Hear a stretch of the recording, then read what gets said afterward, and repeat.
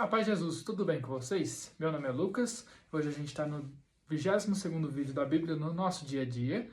Hoje a gente vai ler João, capítulo 18. Mas antes de tudo isso, vamos clamar ao Espírito Santo para que ele possa abençoar essa nossa leitura. Em nome do Pai, do Filho e do Espírito Santo. Amém. Vinde, Espírito Santo, enchei os corações dos vossos fiéis e acendei neles o fogo do vosso amor. Enviai, Senhor, o vosso Espírito, e tudo será criado, e renovareis a face da terra. Oremos, ó Deus que instruíste os corações dos vossos fiéis com a luz do Espírito Santo.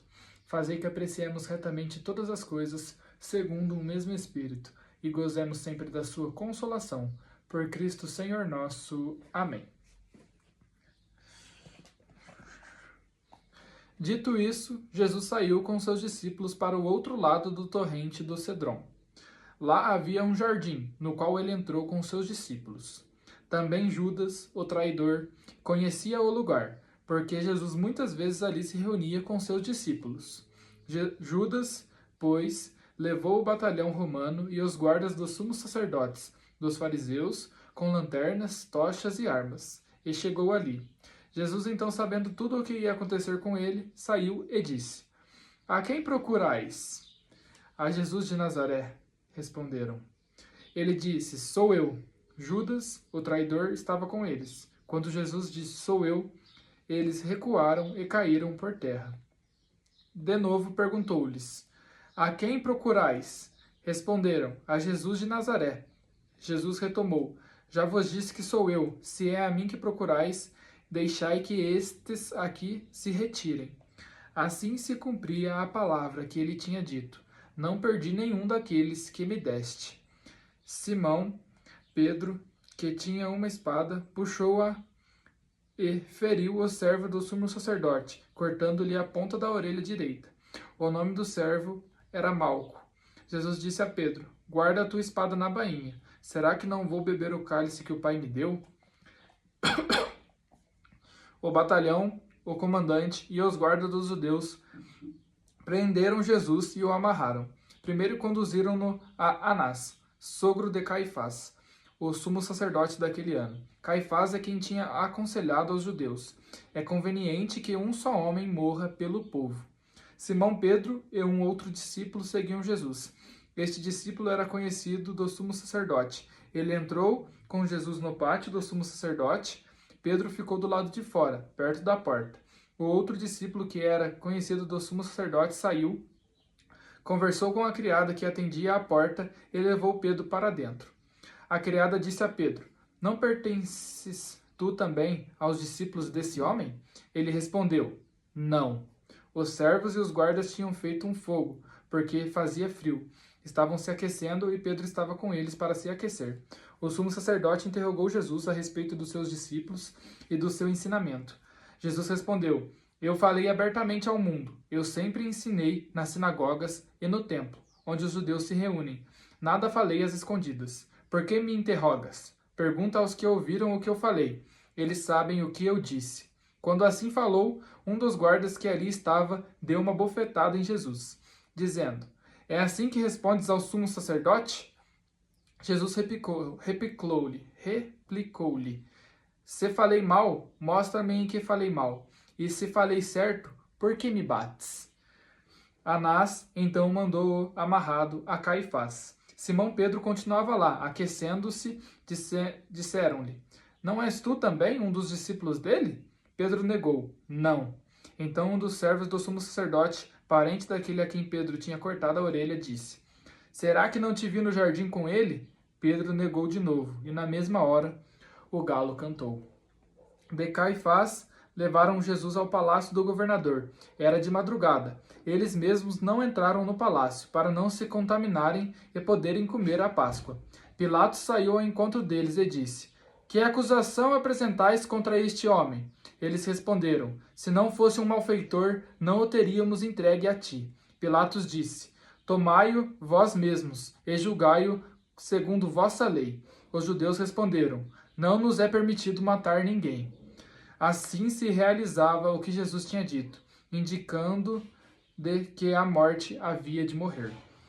Pilatos entrou de volta no palácio chamou Jesus e perguntou-lhe: Tu és o rei dos judeus?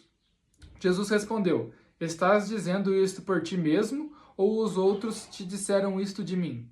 Pilatos respondeu: Acaso sou eu judeu?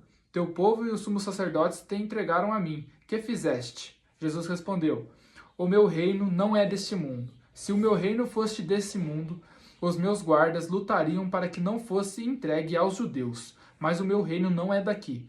Pilatos disse: Então tu és rei? Jesus respondeu: Tu dizes que eu sou rei. Eu nasci e vim ao mundo para isto, para dar testemunho da verdade. Todo aquele que é da verdade, escuta a minha voz. Pilatos lhe disse: Que é a verdade? Dito isso, saiu ao encontro dos judeus e declarou: Eu não encontro nele nenhum motivo de condenação. Mas existe entre vós um costume de que, por ocasião da Páscoa, eu vos solte um preso. Quereis que eu vos solte o rei dos judeus? Eles então se puseram a gritar: Este não, mas Barrabás. Ora, Barrabás era um assaltante. Palavra da salvação. Glória a vós, Senhor. Dá um beijo na sua Bíblia em sinal de respeito, tá?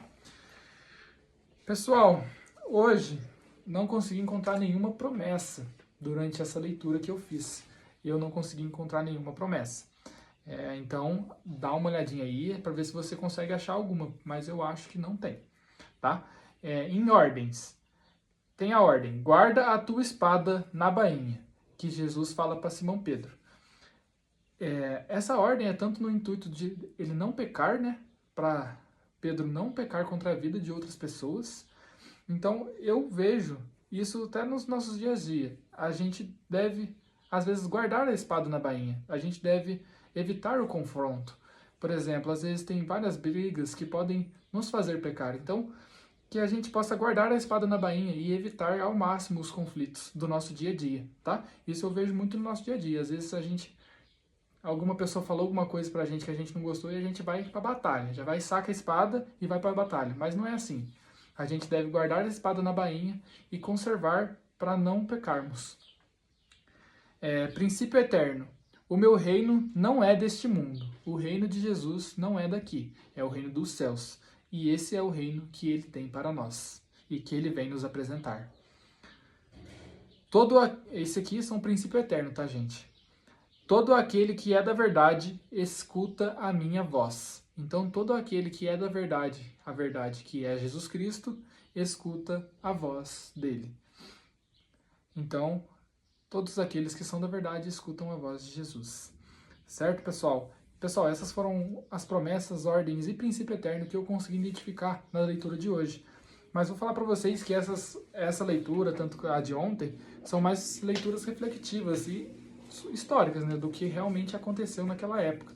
A gente até tenta tirar alguma coisinha ou outra, mas é mais pessoal, né? O que Jesus, o que Deus tem para falar para mim hoje, segundo esta passagem. Isso aí é uma coisa pessoal. Então, leia de novo e tente ver o que Jesus quer falar para você no dia de hoje e como você pode aplicar isso na sua vida, no seu dia a dia.